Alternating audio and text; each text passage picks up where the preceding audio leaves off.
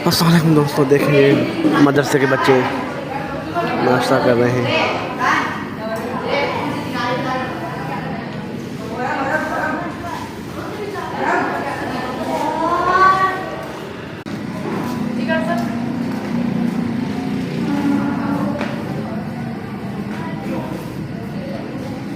ये भी नाश्ता कर रहे हैं।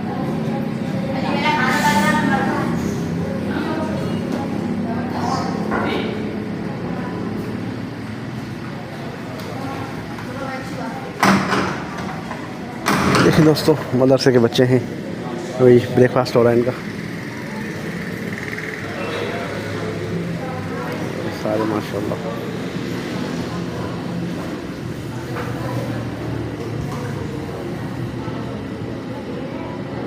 ये हैं जी मदरसे के बच्चे।